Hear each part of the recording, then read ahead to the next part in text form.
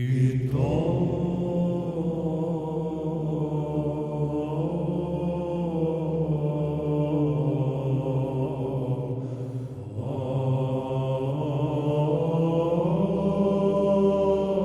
to Deep Dive Patristics, where two AI personalities tackle deep Orthodox Christian topics with clarity and precision. Let's dive in.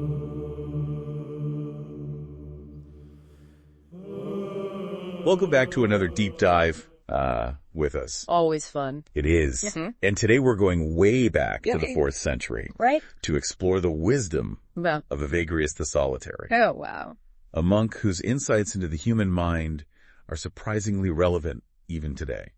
So he was ahead of his time in a lot of ways. Exactly. He delved into these really complex thought patterns and emotions. Yeah, almost like an ancient psychologist in a way. Yeah, I like that. Yeah. And we're focusing specifically on his writings from the Philokalia. Okay. A collection of early Christian texts that's kind of like a guide. Yeah, a guide to navigating the inner world. It translates to love of beauty. Oh, wow. Which is fitting because Evagrios believed that true beauty lies in cultivating a pure and discerning mind. And that's where things get really interesting because he talks about these passions that can take hold of us. Oh, yeah. And how to fight back. Almost like he's outlining strategies for mental warfare. He absolutely is. Okay. And he argues that we need to be able to recognize and combat them if we want to live fulfilling lives. So what does this ancient concept of demons actually mean in a practical sense? How can we relate it to our own lives today? Well, think about those recurring anxieties that you might face.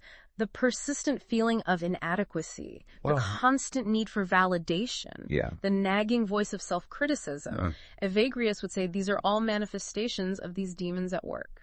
And Evagrios provides a framework for understanding and overcoming them through a process he calls discrimination. Right. It's about developing the ability to discern the source of our thoughts and feelings. Okay. To see them for what they truly are. So let's unpack this concept of discrimination a little further. How does Evagrios suggest we actually put it into practice? He emphasizes the importance of self-awareness. It's about paying close attention to the content of our thoughts and recognizing the patterns that emerge. Okay. For example, let's say you find yourself constantly comparing yourself to others on social media, feeling envious and inadequate. Yeah. Evagrios would say this is the demon of envy at work feeding on your insecurity. So instead of getting swept away by that feeling, we need to step back and recognize it for what it is. Exactly. A thought pattern that doesn't serve us. It's about developing that critical distance, that ability to observe our thoughts without judgment and see them as transient mental events rather than absolute truths.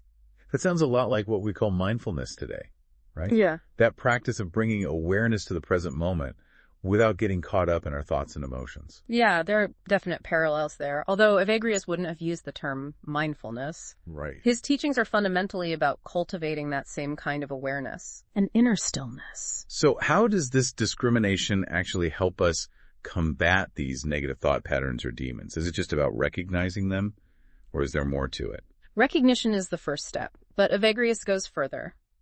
He offers specific strategies for weakening and ultimately overcoming these negative influences. He talks about practices like fasting vigils and even sleeping on the ground as ways to train the mind and body to resist temptation. Those sound pretty intense. Are you saying we need to start sleeping on the floor to deal with our modern-day demons? Well, maybe not literally, but the underlying principle is relevant. Evagrios understood that we need to develop discipline and resilience both mentally and physically to overcome these deeply ingrained patterns. So it's about pushing ourselves out of our comfort zone, disrupting those automatic reactions, and building up our inner strength. Yes. And while his specific methods might not be for everyone today, they highlight the importance of actively engaging in practices that cultivate self-control and mental clarity. So we don't necessarily have to adopt these extreme practices, but we can find modern equivalents that challenge us and help us build those mental muscles. It could be anything from practicing mindful meditation to setting healthy boundaries with technology. Right. The key is to find what works for you. Right. And commit to cultivating that inner discipline. And when we refer to mindful meditation, we don't mean a new age practice. Rather, a deep focus on a contemplative relationship with Christ and the reality of our soul state. Wow. Pretty powerful stuff, huh? It's fascinating. This has already given me so much to think about. Evagrios is painting this fascinating picture of the inner world as this battleground. Yeah. And we're the warriors tasked with defending our minds from these demonic invaders. That's a great way to put it. Yeah. And he doesn't shy away from the challenges involved. He's very clear that this is an ongoing struggle, a lifelong process of vigilance and self-cultivation. So we've talked about this concept of discrimination as a way of identifying and understanding our demons. We've even touched on some strategies for fighting back. But Evagrios identifies 3 main frontline demons. He does. That he considered to be particularly insidious. And it's remarkable how relevant these demons are even in our modern context. Let's dive into these frontline demons then. What are they and how do they manifest in our lives today? The first one Evagrios identifies is gluttony. Now, this doesn't just refer to overeating. Okay. It encompasses any form of excessive indulgence, whether it's food, entertainment, or even information. So it's about that insatiable desire for more, that inability to be satisfied with what we have. Exactly. And in our modern world, with its constant barrage of stimuli and instant gratification, it's easier than ever to fall prey to this demon. Oh, yeah. Think about the endless scroll of social media, the 24/7 news cycle, the constant bombardment of advertising. It's like we're surrounded by temptations designed to keep us craving more. And that's exactly what Evagrios warned against. He believed that this constant pursuit of pleasure and stimulation ultimately leads to emptiness and dissatisfaction. It keeps us trapped in a cycle of craving and consumption, preventing us from finding true fulfillment. So it's not about denying ourselves pleasure altogether, but rather about cultivating a healthy relationship with desire, recognizing when it's leading us astray. Exactly. Yeah. And this ties into his second frontline demon, which is avarice or greed. Okay. And again, this isn't just about money or material possessions. So what other forms can avarice take? It can manifest as an insatiable hunger for power status or even knowledge. Okay. It's about that constant striving for more, that feeling of never having enough. And how does this play out in our modern world? Well, think about the pressure to achieve the obsession with productivity, the relentless pursuit of success. Right. It's easy to get caught up in a cycle of constantly wanting more money, more recognition, more achievement. And this constant striding can leave us feeling stressed, exhausted, and ultimately unfulfilled. Right? Precisely. Evagrios argued that true happiness doesn't lie in accumulating external things, but in cultivating inner peace and contentment. So it's about shifting our focus from what we lack to what we already have. Exactly. Appreciating the present moment instead of constantly chasing after something more. Yeah. And that brings us to his third frontline demon, which is perhaps the most insidious of all, seeking the esteem of others. Ah, yes. The age-old struggle for validation and approval. Yeah. This one definitely feels relevant today, especially with social media constantly vying for our attention. It is. And Evagrios saw this as a major trap, a distraction from the true work of self-discovery and spiritual growth. So it's not that we should completely isolate ourselves from the world and avoid all social interaction. Right. But rather we should be mindful of why we seek approval and recognition. Precisely. It's about recognizing when we're acting from a place of insecurity, trying to fill an inner void with external validation. Evagrios argued that true self-worth comes from within, not from the opinions of others. This is all resonating so deeply. It's amazing how these ancient concepts are so relevant to the challenges we face in our modern, hyper-connected world. It is, isn't it? And we've only just scratched the surface of Evagrios' wisdom. Oh, wow. He has so much more to teach us about how to navigate the complexities of our inner world and live more fulfilling lives. I'm already hooked. We're going to need to dig deeper into all of this. What else did Evagrios have to say about these demons and how to overcome them? Well, he delves into some fascinating strategies for cultivating inner strength and resilience. Okay. He talks about the importance of developing virtues like patience, humility, and compassion as antidotes to these negative forces. So it's not just about fighting the demons, but about building up positive qualities that can help us withstand their attacks. Exactly. He believed that by cultivating these virtues, we can create a more harmonious inner environment, making it less hospitable to those demonic influences. I can't wait to explore that further. But for now, listeners, I think we'll take a quick pause.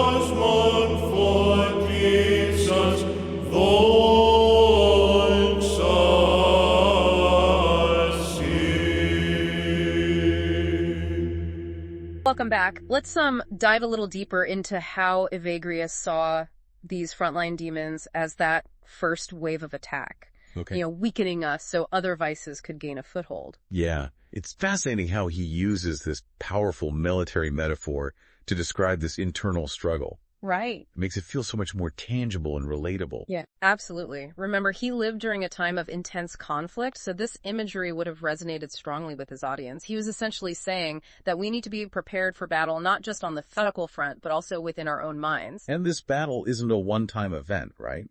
It sounds like he's describing an ongoing process, a lifelong commitment to vigilance and self-discipline. You hit the nail on the head.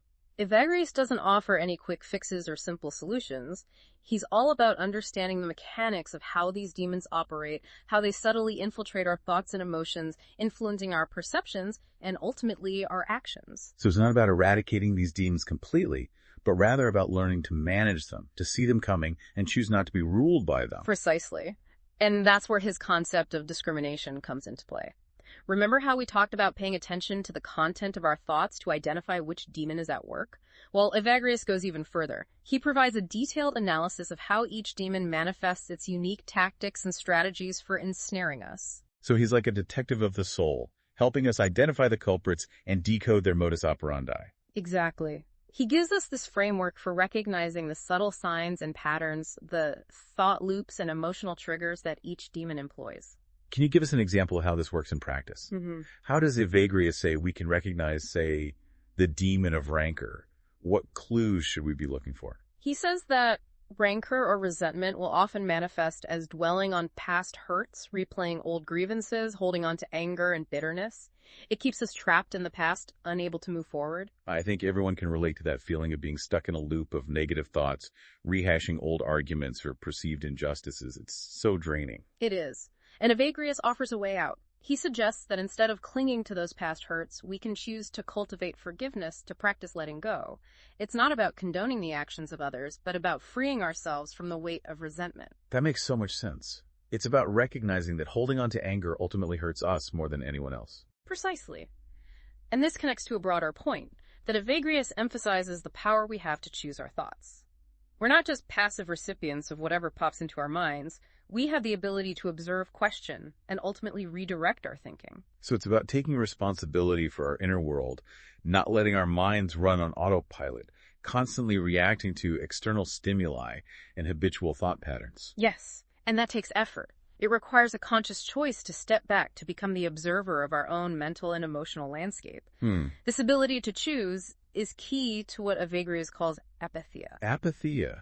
That sounds a lot like the modern concept of detachment. It does, but it's not about becoming emotionally numb or indifferent to the world. It's more about cultivating inner stillness, a sense of peace that isn't dependent on external circumstances or the whims of our emotions. So it's about finding that equilibrium within ourselves, even when the world around us feels chaotic and unpredictable. Exactly. And Evagrius provides specific practices to help us cultivate this apatheia. This is where those intense practices come in again, right? The fasting, the vigils, the sleeping on the ground. Yes. These were all methods he recommended for training the mind and body to resist temptation, to detach from worldly desires.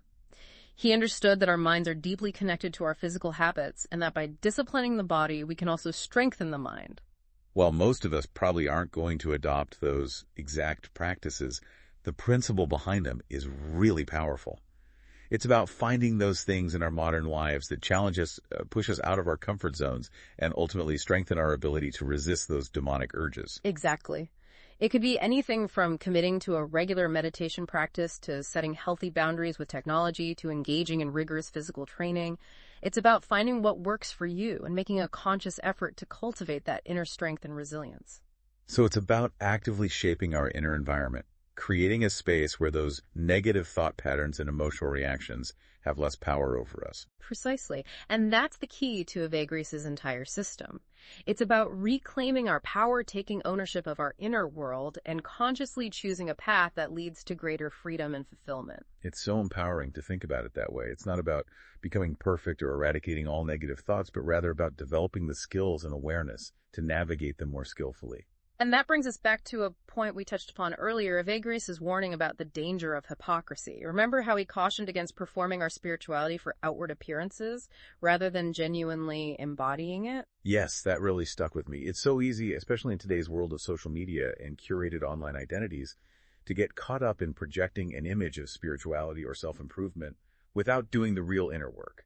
It is, and this ties into another crucial aspect of Evagrius' teachings that we haven't fully explored yet, his emphasis on humility.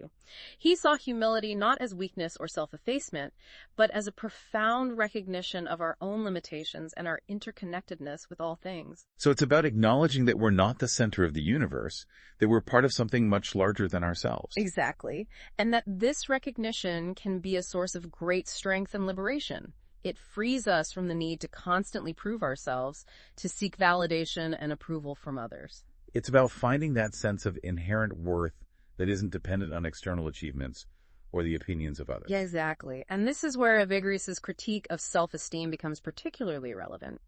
He saw the pursuit of self-esteem as a subtle trap, a form of pride that could actually hinder genuine spiritual growth. That's interesting. We tend to think of self-esteem as a positive thing, something we should all strive for.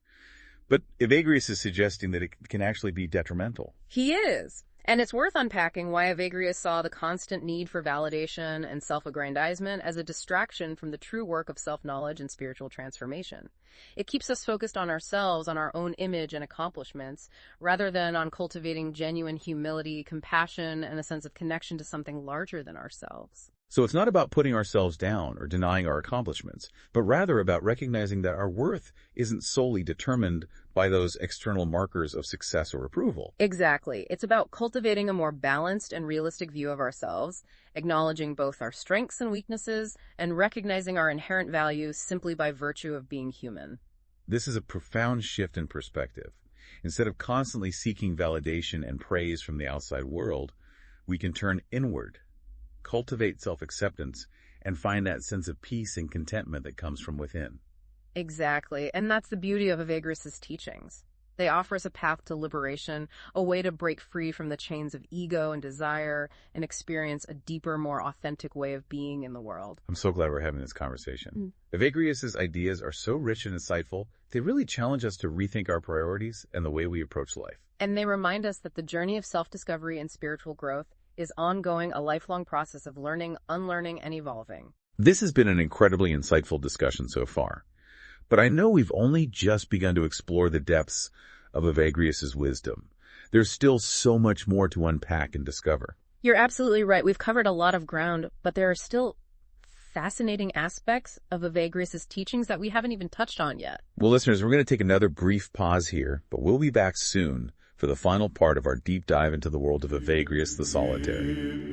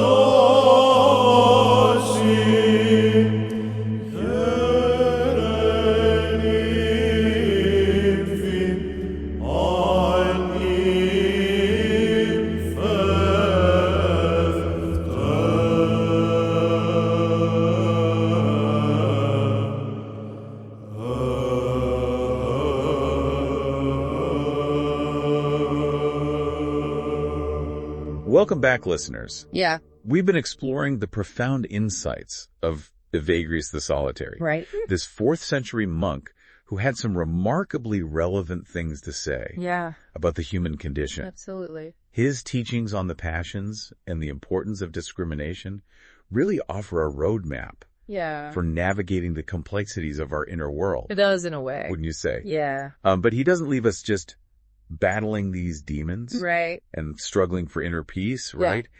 He actually offers a vision of what's possible. He does. When we do the work, when we cultivate those virtues and resist those negative influences. That's right. Evagrios wasn't just about identifying problems. Yeah. He also provided a path forward. He speaks with great beauty and eloquence about the transformative power of spiritual practice, about the potential for genuine growth and lasting fulfillment. So there's light at the end of the tunnel, so to speak. It's not all doom and gloom and constant inner warfare. Not at all. Evagrios believed that through dedicated practice, through prayer contemplation, and the cultivation of virtue, we can purify our minds and hearts. We can gradually free ourselves from the grip of those demons and experience a profound sense of inner peace and joy. It's like we're clearing away the mental clutter, all those distorted thoughts and reactive emotions, to create space for something more beautiful and meaningful to emerge. That's a great way to put it. He uses this wonderful image of the intellect becoming like a polished mirror, reflecting the divine light.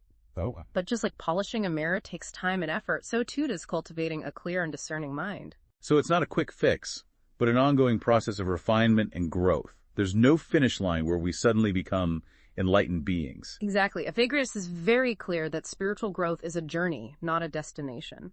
It's a lifelong commitment to self-awareness, to continually striving for greater alignment with our highest potential. It's about embracing the journey itself with all its challenges and triumphs, rather than fixating on some distant goal of perfection.